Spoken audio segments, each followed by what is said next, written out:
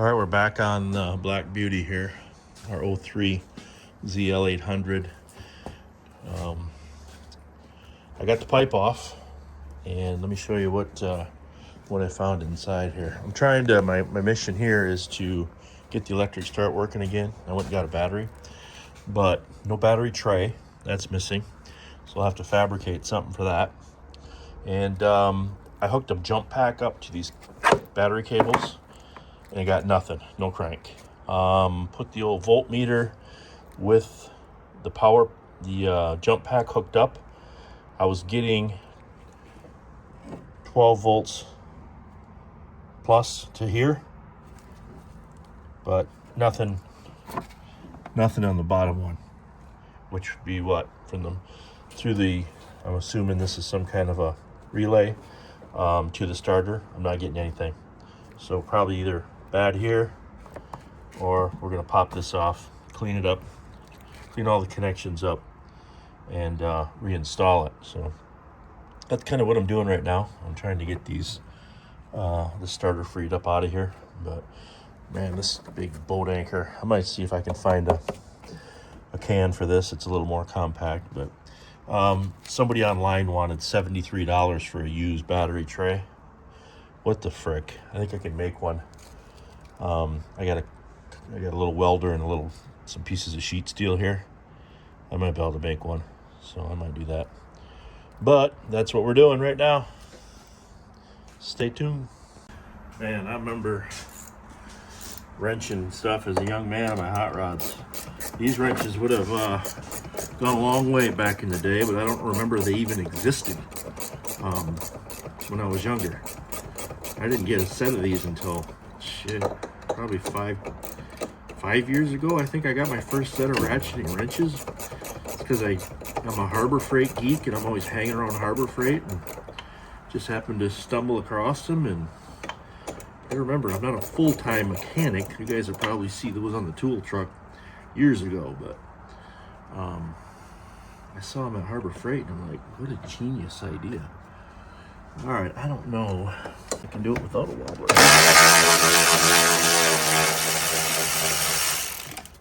Of course, the bolt goes down in the belly pan. Of course it does.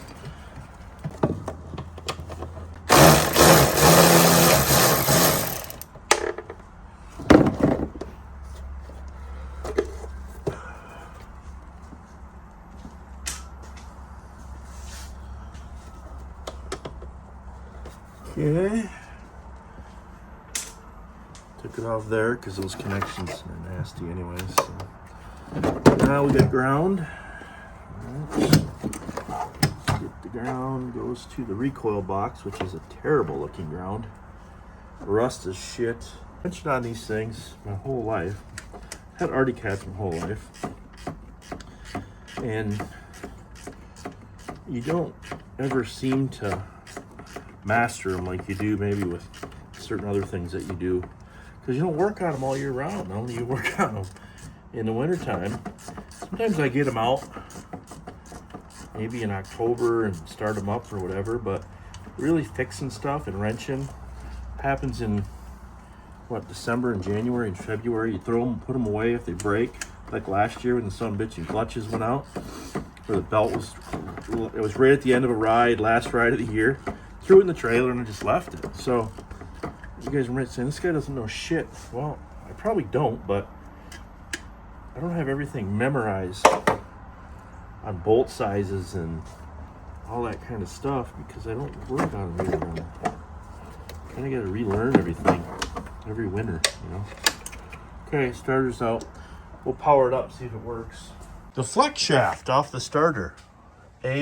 MFer wouldn't come off the shaft, had to cut it off, drill it, you name it. Broke about 8 drill bits trying to drill out the set screws. It was on the shaft.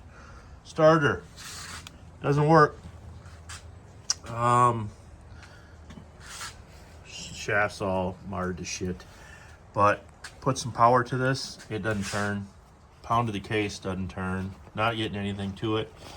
Probably why we tore this whole thing apart to begin with and just left the starter in there, but unhooked it. That starter, 0645308, I think it's like 250 bucks or something on these Artie Cat dealer sites. They're out of their minds. I'm going with Amazonian. They're like 59 bucks.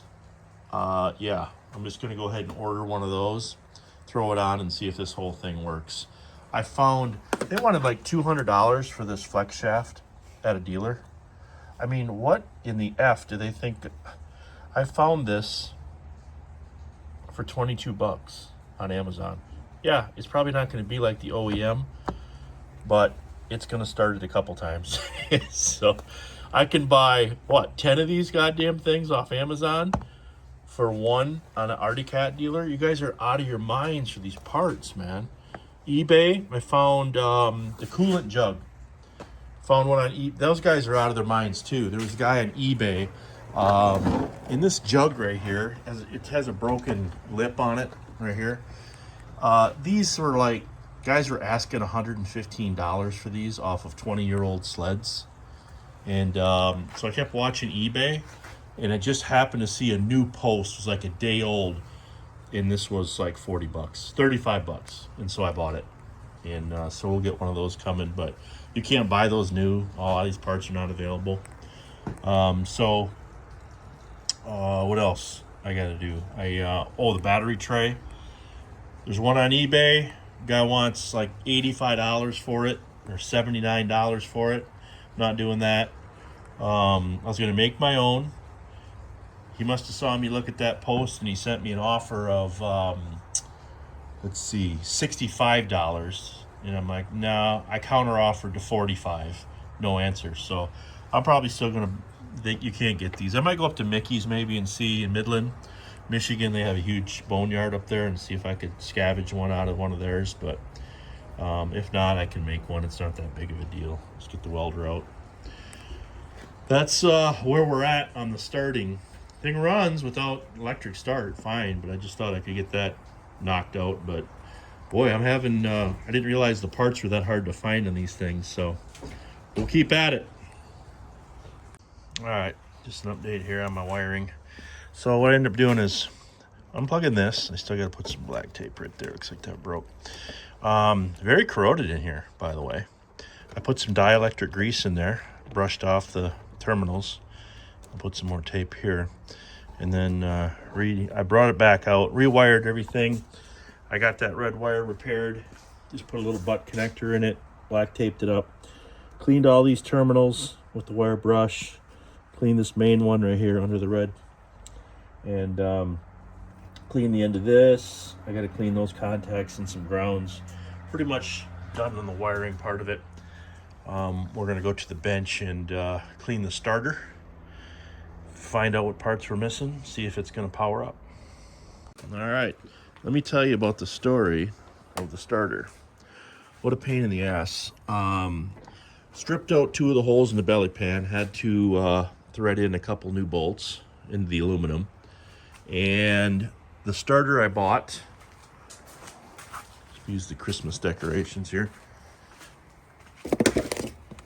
This hunk of shit off of Amazon, garbage. Let me tell you why, so you don't buy one of these posts on here. First of all, it was locked up, wouldn't even spin when I got it out of the box. But the post on the negative stripped out, the thread stripped right off, putting it on. I mean, terrible quality. You can't tighten anything down on it because the threads are all junk. Yeah, you hooked it up and smoke would just roll off of it. It was shorted out inside. Something was garbage, so that's going back. I ended up putting the original. I wanted to test the original starter. I marred it up a little bit, getting the old flex shaft off, and was able to file that down flat and make it nice. Bench tested it and it spun right up. So we kept the original starter in it. So I think it's good. We saved a little money that way. Well, the project continues, and I believe we've got it licked here. Boy, what a pain in the ass this turned out to be. But here is what we did. We have put in a new starter This is the original starter, believe it or not. We put in a new flex shaft down here that goes over to the actuator gear. We put in a new starter relay, fixed some wiring, put in a battery underneath here, made my own battery tray. We put a piece of steel bolted to the belly pan mount down there, and then I put Dynamat on top of that, and we put some Dynamat underneath the muffler mount, which we'll have to attach that. What else did we do? Oh, we lost a spring down in the belly pan. That's deep down in there. I'm not going to get that back. But everything is done and put back together except that and that. We replaced this. Found this on eBay. So today's my first chance to see if this will start via key in a very, very long time. So let's give it a whirl and see what happens here. Key on. Oh, come on, baby.